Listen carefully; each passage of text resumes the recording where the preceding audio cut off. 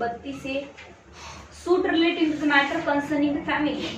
छोटी ऑर्डर आहे, पाहून घेऊया. महत्वाची नाही तर पाहून घेऊया. Order 32A, application of the order. The provision of this order shall apply to the suit or proceeding relating to the matter concerning the family. इथे म्हटलं आहे ही जे ऑर्डर आहे, जर तुमच्या फॅमिलीशी काहीही कन्सल्टेशन असेल, म्हणजे फॅमिली रिलेटेड तुम्हाला सूट दाखल करायचं असेल तर या ऑर्डर मध्ये दाखल करू शकता. कुठल्या कुठल्या मुद्द्यावर दाखल करू शकता तर सांगितलं आहे 2 मध्ये. In a particular and without prejudice to the generality of the provision of sub-rule 1, the provision of this order shall apply to the following suits or proceeding concerning the family name. इथे काय म्हटलं आहे, फॅमिलीशी related कुठले कुठले वाद civil सूट मध्ये येतात ते सांगत आहे सरळ सरळ. अ suit or proceeding for matrimonial relief जे काय असतात ना दावे ते सिव्हिल मध्ये येतात. Including a suit or proceeding for the declaration as the validity of a marriage or as the matrimonial status of any person. ठीक आहे की नाही. मी आता इथे समजा सांगितलं मॅट्रिमोनियल रिलीफ म्हटलं म्हणजे दोघांमध्ये डायव्होर्सचं मॅटर सुरू आहे, ते कुठे येतं आता कळलं तुम्हाला, सिव्हिल मध्ये येतं. इथे सांगितलं या ऑर्डर मध्ये. दुसरं काय म्हटलंय, व्हॅलिडिटी ऑफ मॅरेज म्हणजे ही बी ची पत्नी आहे की नाही हे डिक्लेअर करायचं, तुम्हाला डिक्लेरेशन द्यायचं की ती म्हणते मी त्याचीच पत्नी आहे, तो म्हणतो नाही आहे. असे मॅटर्स कुठे मग सिव्हिल मध्ये जाईल. ठीक आहे. Matrimonial status of any person, matrimonial स्टेटसच डिक्लेअर करायचं, यांचं लग्न झालेलं आहे की नाही याचाच वाद आहे, तर हे सुद्धा इथे येणार आहे. B, a suit or proceeding for the declaration as the legitimacy of any person. Legitimacy of person म्हणजे कोणी नवरा बायको आहे, त्यांचा मुलगा मुलगी आहे की नाही, इलिजिटिमेट आहे की अवैध आहे की वैध आहे, असं कोणी जर चाइल्ड असेल, लेजिटिमेट आहे की इलिजिटिमेट आहे, हे सुद्धा डिक्लेअर कुठे होईल, सिव्हिल मॅटरमध्ये, सिव्हिल कोर्टात होईल या ऑर्डरनुसार. A suit or proceeding in relation to the guardianship of a person or a custody of any minor other than other member of a family under the disability.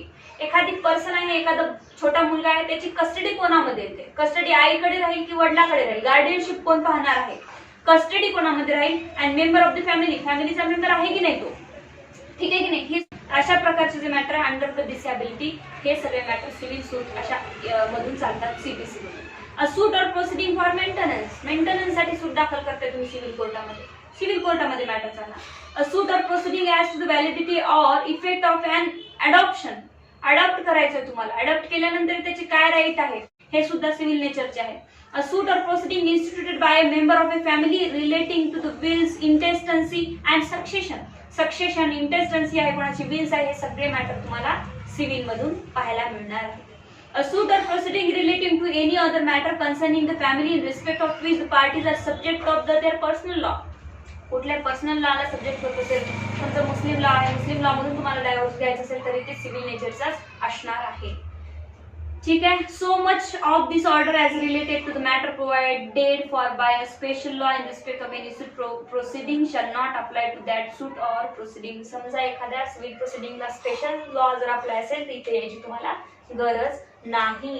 आता secularism कुठे येतं आपल्याला, divorce मध्ये CrPC मध्ये सांगितलं की कुठलीही जातीची स्त्री सीआरपीसी मधून मेंटेनन्स मागू शकते, मग तिला इथे यायची गरज आहे का नाही. सीआरपीसी मध्ये सरळ प्रोव्हिजन आहे 125 ती जाऊन तिथे मेंटेनन्स मागा, मग तिथे मुस्लिमला हिंदूला काहीही पाहिलं जात नाही. ठीक आहे. तिथे डायरेक्टली सगळ्यांना कॉमन प्रोव्हिजन आहे. Rule to proceeding to held in a camera. आता फॅमिली मॅटर जे असतात ना ते इन कॅमेरा प्रोसिडिंग होतात. इन कॅमेरा प्रोसिडिंग म्हणजे काय, फक्त तिथे एक जज राहील, क्लार्क राहील, तुमचे दोन वकील आणि 2 पार्टी राहील. ठीक आहे की नाही. मग असे फॅमिली मॅटर 4 जणांसमोर जाऊ नये म्हणून काय करतात, कोर्टात दार लावून टाकतात, ओपन कोर्ट नसतात, जसे रोज आपण जाऊन बसतो तसे बोलू देत नाही आणि बसू देत नाही, आणि इन कॅमेरा म्हणजे बंद रूम मध्ये ती प्रोसिडिंग होते. ठीक आहे. भरपूर जणांना माहित नाही की सिव्हिल मध्ये सुद्धा इन कॅमेरा प्रोसिडिंग होते, तर सिव्हिल मध्ये सुद्धा इन कॅमेरा प्रोसिडिंग आहे, क्रिमिनल मध्ये तर आहेच आहे. In every suit or proceeding to which this order applies, the proceeding may be held in camera if the court desire and shall be so held if either party so desire. जर पार्टीला वाटत असेल किंवा कोर्टाला वाटत असेल तर court काय करू शकतं, इन कॅमेरा प्रोसिडिंग ठेवू शकतं. म्हणजे आता रेग्युलरली काय असतं, कोर्टात गेल्यानंतर खूप सारे ज्युनियर जाऊन बसतात, खूप सारे वकील जाऊन बसतात, अदर पर्सन जाऊन बसतात, पण अशा फॅमिली मॅटर मध्ये कोर्ट काय करतं, म्हणजे तुमचं फॅमिली घरातलं मॅटर बाहेर 4 लोकांकडे जाऊ नये म्हणून दार लावून घेतं कोर्ट रूमचं, आणि फक्त जज असतात, 2 वकील आणि 2 पार्टी एवढेच असतात, याच्यामध्ये डिस्कस केल्या जातात. Duty of a court to make efforts for settlement. पहिल्यांदा कुठल्याही फॅमिलीचं मॅटर आलं तुमच्याकडे तर कोर्टाचं काम काय, सेटलमेंट होते का यांच्यामध्ये बघायचं. तर ही कोणाची ड्युटी आहे, कोर्टाची आहे. In every suit or proceeding to which this order applies and endeavour shall be made by the court in the first instance. सुरुवातीला कोर्टाने पूर्णपणे प्रयत्न करावे यांच्यामध्ये सेटलमेंट होते का. Where it is possible to do so consistent with the nature of the circumstances of the case to assist the parties in arriving at the settlement in respect of subject matter of the suit. जे काही subject matter आहे ते होतं का याच्यामध्ये settlement, या मुद्द्यावर कोर्टाची ही duty आहे.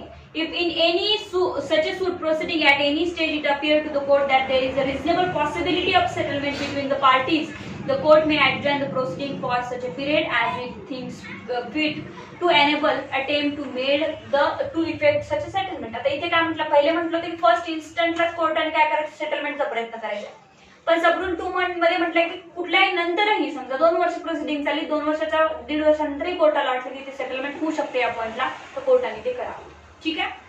The power conferred by subrule 2 shall be in addition to and not be derogation of any other power of the court to adjourn the proceeding. मग आता इथे म्हटलंय जर सेटलमेंट होत असेल तर कोर्ट काय करू शकतं, कोर्ट प्रोसिजर ऍडजॉर्नमेंट करून सेटलमेंट करू शकतं. पण अशी पण ऍडजॉर्नमेंट करू नये किंवा असं पण लांबून टाकू नये मॅटर की डेरोगेशन होईल पुढील प्रोसिजर. म्हणजे ऍडजॉर्नमेंट किती वेळ मागू शकतो आपण, जास्तीत जास्त 3-4 वेळेस सगळे वगैरे.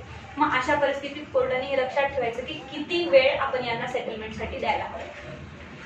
Rule 4 assistant of welfare expert. आता समजा 2 फॅमिली आहेत, 2 फॅमिलीमध्ये फॅमिलीचे मॅटर कसे असतात माहितीये का तुम्हाला, मेडिएटर असतो. कधी कधी काय होतं, समजा भांज्यांची भांडणं लागली, ते घर देते, मामा येतो, नेहमी समजावून जातो आणि मग भांजे चांगले वागायला लागतात. ठीक आहे की ना. नवरा बायकोची भांडणं झाली तर कोणीतरी चांगले मेडिएटर आपल्या फॅमिलीमधला मोठा माणूस जर येऊन समजावून जात असेल तर ते काय होतात, ठीक होतात. आणि मग अशा प्रकारचे प्रयत्न कोर्ट करणार आहे. ठीक आहे की नाही. जो कोणी चांगला एक वेलफेअर एक्सपर्ट असेल, कॉन्सिलेशन करतात डायव्होर्स मॅटर मध्ये, माहितीये का. पहिले गेल्यानंतर पहिले कॉन्सिलेशन होतं नवरा बायकोचं की काय प्रॉब्लेम आहे, तुम्ही असं करायचं, सगळं सांगितलं जातं, डायव्होर्स डायरेक्टली होत नाही. सो अशा परिस्थितीमध्ये एक्सपर्ट सुद्धा कोर्ट अपॉइंट करू शकतो. In every suit or proceeding to which the order applies it shall open to the court to secure the service of such a person preferably a women where available. जर women available असेल तर चांगली गोष्ट आहे. जर women's matter असेल तर whether related to the parties or not including the person professionally engage in promoting the welfare of the family as a court may thinks fit. Professional इथे काही नाही आहे, जस्ट मीडिएटर पहिले शोधले जाईल तुमचे रिलेटिव्ह वगैरे जवळचे, for the purpose of assisting the court in discharging the function impose by rule 3 of the order. Rule 3 मध्ये काय सांगितलं आहे, सेटलमेंट. ठीक आहे की नाही. तर ते सेटलमेंट करण्यासाठी कोणीतरी जवळचा व्यक्ती समजून सांगण्यासाठी फॅमिलीला कोर्ट बोलू शकतो, mediator. Duty to inquire into facts. आता कोर्ट काय करेल, जर मग आता हे सगळे प्रयत्न करून कोर्टाला वाटलं की आता नाही जमत तर कोर्ट इन्क्वायरी करेल की नेमकं यांच्यामध्ये काय वाद झालाय, काय फॅक्ट आहे. मग in every suit or proceeding to which this order applies it shall be the duty of the court to inquire so फar as reasonably can into the facts alleged by the plaintiff and into any fact alleged by the defendant. काय fact आहे डिफेंडंटचे, काय fact आहे प्लेंटिफचे, याच्यावर court inquiry करणार. फॅमिलीचं meaning काय आहे हे सांगण्याची गरज नाही तुम्हाला. Man and his wife living together, this is a family. ठीक आहे की नाही. जर नवरा बायको एकत्र राहतात, child or children being issue of their such man of such wife. ठीक आहे की नाही. मुलं राहत आहे, वाईफ राहते, यांच्या हे सगळं सांगितलं की हे काय आहे, फॅमिली आहे. ठीक आहे. हे वाचून घेतल्यावर हे कळून जाईल तुम्हाला कोण फॅमिली आहे.